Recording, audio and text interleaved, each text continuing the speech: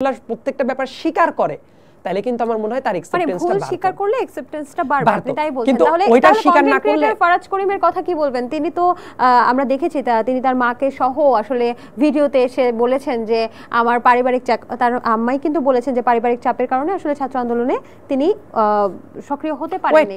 তারপর আপনি আসলে মাশরাফি বিন মুর্তজার কথা কি বলবেন? তিনি আমাদের আমি ফারাজ করিমকে নিয়ে তো ভুল স্বীকার করে বলেছেন যে আমার আসলে ছাত্র আন্দোলনে থাকা উচিত ছিল, কিন্তু আসলে রাজনৈতিক চাপ সহ নানান চাপে আসলে আমি বুঝতে পারিনি, আমি সেজন্য দুঃখ প্রকাশ করছি। তাহলে এই ভুল স্বীকারগুলো মাশরাফির জায়গাটা লিগ্যাল দায়বদ্ধতার জায়গাটা আছে। মাশরাফির সে ভোটচোর রেজিমের এমপি ছিল একবার না দুইবার। দেশের জনগণের ভোটাধিকার যখন হরণ করা হয় তারপরেই তো এইটার পাশাপাশি তো আসে যত অনাচার। তার মানে এটা পেছনে ফারাজ করিমকে নিয়ে আমি অনেক আগের থেকেই অনেক ক্রিটিক করি। আমি যখন ফেসবুক স্ট্যাটাস দেখবেন আরো 1-1.5 বছর আগের থেকেই তাকে নিয়ে লেখালেখি করতাম। তাকে কেন আপনি মনে করছেন সে নর্মাল ইনফ্লুয়েন্সার? তার বাবা একজন চট্টগ্রামের ভূমিদস্যু, এটা জানেন? সে ওই রেজিমের এমপি, এইটা জানেন? তার পুরো ফ্যামিলি তো মানুষের ভোটাধিকার হরণ করা লোক। তার বাবা এক সাইডে ভোটের অধিকার হরণ করবে, আর ফারাজ করিম টাউটটা এসে মানুষকে দেখেন সেই স্ট্যাটাস দিত কি জানেন?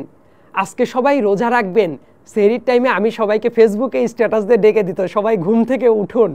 মানে কারো ফেসবুক স্ট্যাটাসে ঘুম থেকে মানুষ উঠে সেহরি করতে পারে, এই ব্যাপারটা সম্ভবত বাংলাদেশে ফারাজ করিমের মতো টাউটরা না করলে আমরা জানতেই পারতাম না। এই যে বন্যা, সাম্প্রতিক সময়ের বন্যা, এটা কি আপনার মনে হয় প্রাকৃতিক নাকি রাজনৈতিক বন্যা, কোনটা? আমি আমার লয়ের একটা কোর্সই কিন্তু থাকে, এনভায়রনমেন্টাল ল পড়তে হয়, একই সাথে মাস্টার্সে মানে এলএলএম করার টাইমে ওপেন ক্রেডিটে কোর্স নেওয়া যায়। আমার ইন্টারন্যাশনাল এনভায়রনমেন্টাল ল আমার নিজের সাবজেক্ট ছিল, এবং ইন্টারেস্টিংলি এই সাবজেক্টটা পড়াতো আসিফ নজরুল স্যার। সো আসিফ নজরুল স্যারের আবার কিন্তু পার্টিকুলার জায়গাটা হলো নদী আইন যেটা আছে এইটা নিয়ে। সো নদী আইন কিভাবে কাজ করে এই ব্যাপারটা নিয়ে আমার কিছুটা একাডেমিক পড়াশোনাই আছে। সো এই বন্যায় যেমন প্রাকৃতিক ব্যাপারটাও ছিল, অ্যাট দ্য সেম টাইম আমাদের নদী ব্যবস্থাপনা নিয়ে আমাদের পাশের দেশটা যে ধরনের অনাচার চলে চুক্তির দিক থেকে, এবং যেভাবে আমাদের পর কন্ট্রোলিং মেকানিজম চালায়, আমাদের দেশের কূটনীতিটা বিগত 15-16 বছরে যে নতজানু অবস্থায় ছিল, তাতে করে এই বন্যাটাকে আমি পিওরলি প্রাকৃতিক বন্যা বলি না, এই বন্যাটাকে আমি বলি রাজনৈতিক বন্যা হিসেবেও আমি এইটাকে কোট করতে চাই। আপনি যে পানি বন্টন চুক্তির কথা বললেন, এই যে পানি বন্টন চুক্তিটা আমাদের পার্শ্ববর্তী দেশ ভারতের সাথে, আমরা কিভাবে আসলে বাধ্য করতে পারি যে এটা হওয়ার জন্য যেন এটা ত্বরান্বিত হয়? কারণ এই চুক্তিটা থাকলে কিন্তু এই যে এইভাবে অবাধে যখন তখন পূর্ব সতর্কতা ছাড়া বাঁধ খুলে দেয়া, এই বিষয়গুলো হতো না, তাই না?